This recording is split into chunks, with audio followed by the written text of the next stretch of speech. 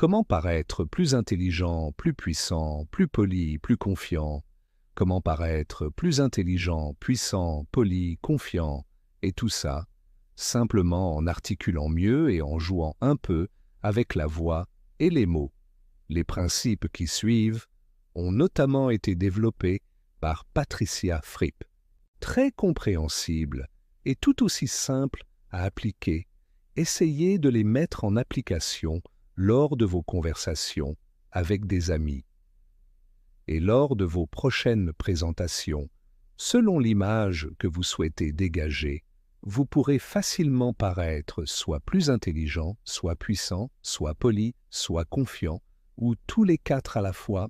Patricia Fripp a repris ces informations d'une conversation avec le docteur Carol Fleming, qui exerce en parallèle une activité de coach vocal.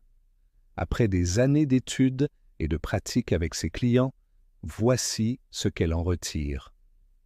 Pour paraître plus intelligent, il suffit de parler légèrement plus lentement afin de vous donner le temps de choisir judicieusement votre vocabulaire et de donner une impression de sérieux. Les gens qui blablatent sont souvent pris pour inexpérimentés. Alors, peu importe votre excitation à parler de tels sujets, rappelez-vous intérieurement de ralentir, que ce soit pendant une conversation ou lors d'une présentation. Et soyez sûr de sourire beaucoup, afin de ne pas paraître trop sérieux.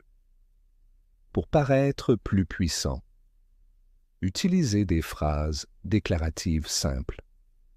Dites ce que vous pensez et pensez ce que vous dites. Retirez toutes les conjonctions, tous les adjectifs et adverbes, particulièrement les superlatifs. Les adjectifs et les adverbes sont des mots qui vous donnent plus d'informations sur le nom. Joli, pauvre, vieux sont des adjectifs, et extrêmement ou incroyablement sont des exemples d'adverbes.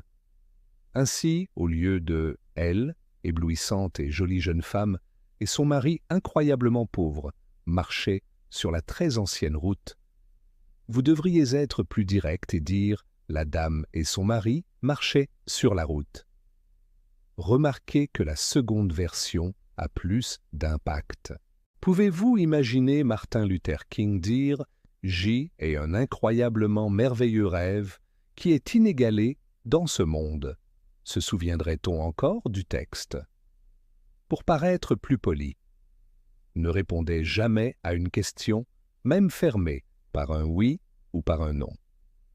Ajoutez-y toujours une courte phrase d'explication. Par exemple, « Non, je ne l'ai pas vu » et « Oui, je connais Marie ». Cela vous rappellera certainement vos cours à l'école quand vous étiez petit. C'est plus utile dans une conversation et ne le répétez pas à chaque phrase au risque de surjouer. Pour mieux articuler, faites un effort particulier de prononciation des mots, notamment au dernier son du mot, qui vous entraînera naturellement vers les suivants. Le problème vient souvent de notre paresse verbale. Revenez-en au premier conseil et ralentissez le débit. Les hommes convaincants le sont d'une voix posée. Un moyen, avoir une voix posée et plus profonde, aider, avoir le bout de la langue contre les dents du bas. En effet, plus la langue est en arrière, plus la voix sera aiguë. Enfin, n'hésitez pas à beaucoup bouger les lèvres en les sortant lorsque vous parlez, la diction viendra rapidement. Voyez sur cette page Wikipédia des exercices de diction. Pour paraître plus confiant, redressez-vous. Tenez-vous comme si vous aviez une couronne sur la tête. Tenez-vous comme si vous étiez un pantin tenu d'un fil à elle arrière de la tête. Inspirez à fond, vraiment à fond, et conservez votre position lorsque vous expirerez.